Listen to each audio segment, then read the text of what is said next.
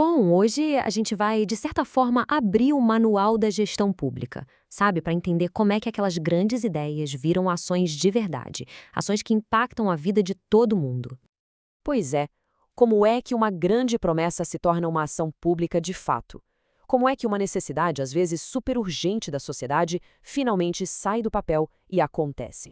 Olha, a resposta não é mágica, não. É um manual, um conjunto de ferramentas e regras. E é isso que a gente vai fazer aqui: decifrar alguns dos conceitos mais importantes que mostram como os governos e as organizações realmente funcionam. Ok, então, para começar, vamos para a parte 1. O que os governos realmente fazem? Porque, olha, nem toda política pública é igual, né? Elas não são criadas da mesma forma e nem sempre têm o mesmo objetivo.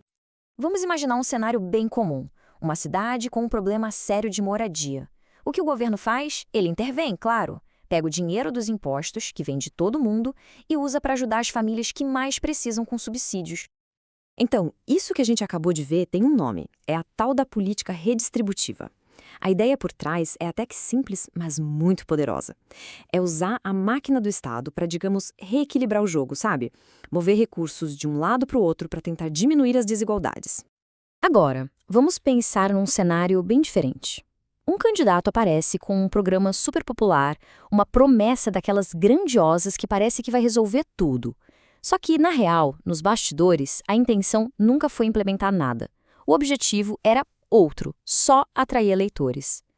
Isso também tem nome. É a chamada política simbólica. Ela é toda bonitinha no papel, sabe?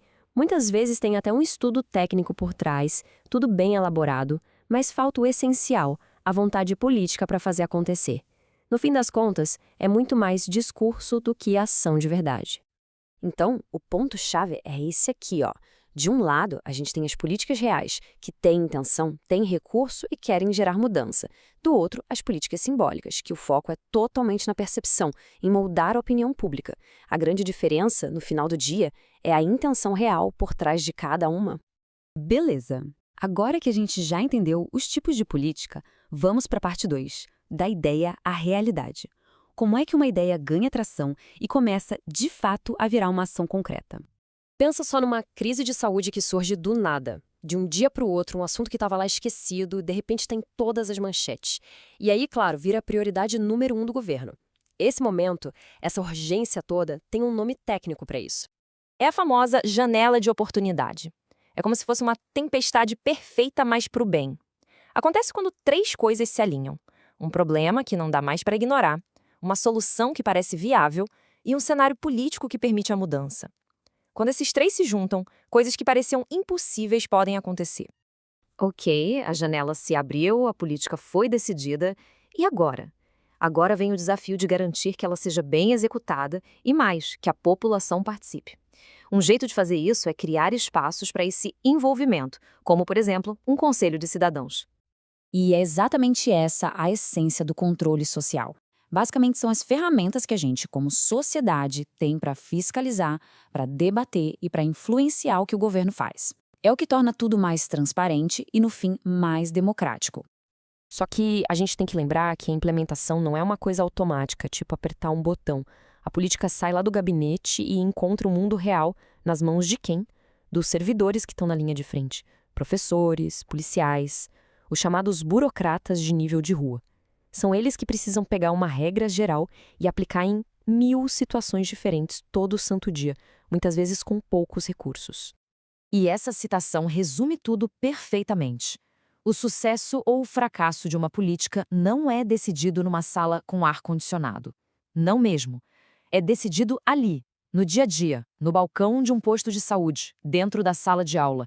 É ali que a política vira realidade, para melhor ou para pior.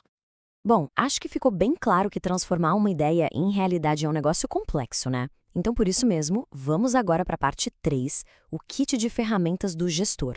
Vamos ver o que eles usam na prática para planejar e executar tudo isso. E a primeira ferramenta é o planejamento tático. Pensa assim: o plano estratégico, aquele de longo prazo, é o destino final no mapa. O planejamento tático é o GPS, é o roteiro detalhado de cada rua, cada trecho da viagem. Ele diz o que cada departamento, cada área precisa fazer para a gente chegar lá. E para ajudar nisso, tem uma ferramenta super clássica, a 5W2H.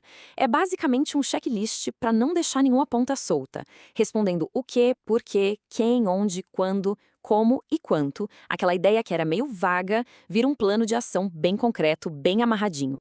Outra ferramenta fundamental é a análise SWOT, ou FOFA em português. É como se a organização parasse para se olhar no espelho e depois olhasse pela janela. Olhar no espelho é para ver o que está sob controle, as forças e fraquezas internas. Olhar pela janela é para ver o que está lá fora, o que não dá para controlar, as oportunidades e as ameaças. É um diagnóstico crucial antes de sair fazendo qualquer coisa. Aí tem o Balanced Scorecard, ou BSC. Pensa nele como um boletim de notas da organização.